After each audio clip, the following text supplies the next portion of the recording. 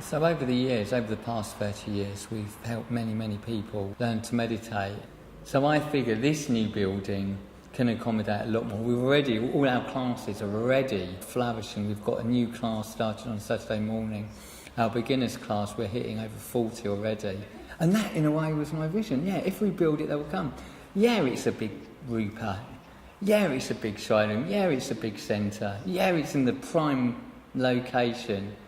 Yeah, we didn't have much money. But yeah, if you build it, they will come. And we're here to stay. We're not going anywhere. We own this building outright. So this centre has really come alive now, I think. Our doors are open for business. Our last centre, which was Manor Road, where we were there for 18 years, we saved up money to buy this building, so it was a closed tender bid. So you write the amount of money in it and put on a bit of paper, put it into an envelope and send it into the council. And funny enough, we did not win. Somebody else won it. I got a phone call saying, I'm sorry, you guys didn't get it. And then I think it was something like 6 months later, I suddenly got this phone call out of the blue saying, are you still interested in 2 Portland Road, which was a surgery building? I was like, yeah. He says, well, the first people have pulled out, so if you're interested, you guys can have it. Phoned up my trustees, can we have a meeting now? We agreed it within minutes. I mean, it was a hell of a state. I mean, we had to do an awful lot of work. And the shrine room that you see now was basically concrete. It was a concrete structure. There was nothing here. And you couldn't even get up here. There wasn't even a staircase up here. We've had to build this beautiful extension at the rear in order just to get up here. And in a way, it was so obvious. This would be the shrine room. I remember popping my head up through a concrete square with a spotlight and just looking up and I thought, yeah, this is without doubt the pièce de la résistance of the Buddhist Centre. This is going to be our shrine room. We spent so many meetings deciding how we wanted the centre to be and what type of centre. So personally I was very keen on bringing the friendliness, the welcome atmosphere that we had in the old centre. So it was a much smaller, more cosy feel to the centre. And I didn't want to lose that, but yet we've got a much bigger space. So we decided to use smaller side rooms as well as our larger teaching area. And one of the other things I was very keen on was to have a second shrine room. So there's a number of occasions where we like to teach, say, smaller groups of people or run smaller classes, whilst we've got a bigger class on, or we may want to break the class down to beginners and regulars. So we've got a much smaller shrine where we've retained our old rupa from the old shrine, an Amitabha holding a lotus. I think, funny enough, some of the hardest decisions weren't necessarily the big decisions. In a way, the hardest decisions were the smaller decisions. For example, what colour would the building be? And my gosh, if you've ever had a committee deciding on a colour, my advice is don't. Just let one person do it. Whilst I'm not being chairman, I work in designing and assessing low-carbon buildings. So one of the things we looked at was the low-energy side of things. So we've improved the fabric of the building with double glazing, and we've put a heavy amount of insulation in the walls. We're situated on one of the busiest roundabouts in Colchester, so this insulation not only retains heat, but it helps with regards to noise. We've gone for an underfloor heating system, perfect for a very high ceiling because you want to heat from below. We've gone for low energy lighting everywhere, so it's all low LED, low energy.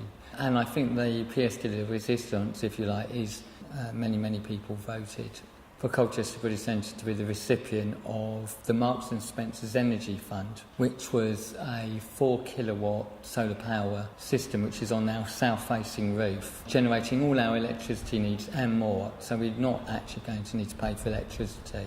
And that income that we get from what's known as the feed-in tariff can be used to subsidise our gas heating bill.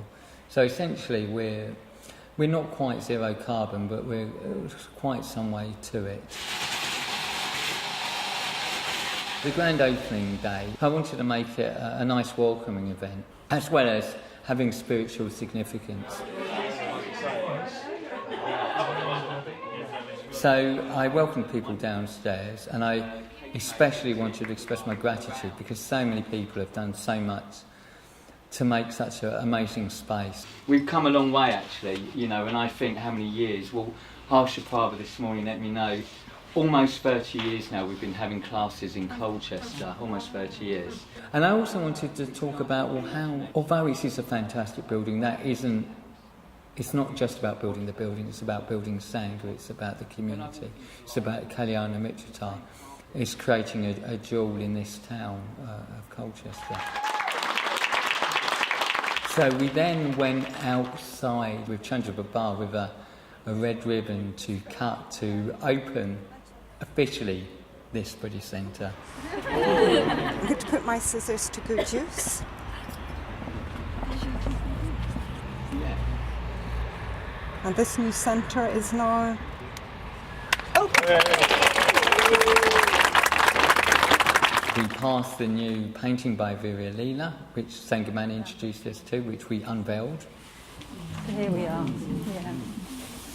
And then we came up here, and Mahamati spoke, and in particular brought a gift from Bhante Sankarachta, a beautiful crystal. It reminded me of the Avakatamsaka Sutta with the Buddha radiating light in all directions.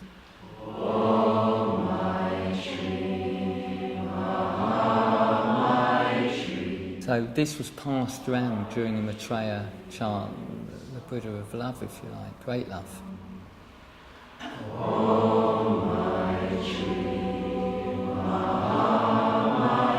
So everybody that was here held the crystal, and then Mahamati received it back, gave it to me as the chair to offer to the shrine.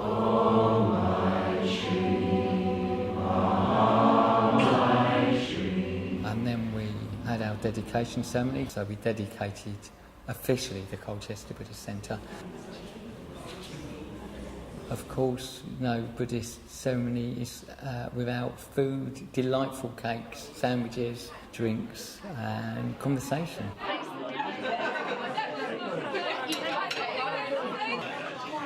I've seen over the years many people come to the Buddhist Centre and their lives be transformed. When we meet like-minded people where we can practice, where we can hear the Dharma, it's life-changing, it's a revolution. And something that we can really offer the people of Colchester. This town is right for the Dharma. Somebody said to me on the last Chairs event, said, oh yeah, Amalaketu, yeah, Colchester Buddhist Centre really punches above its weight. I said, yeah, we sure do.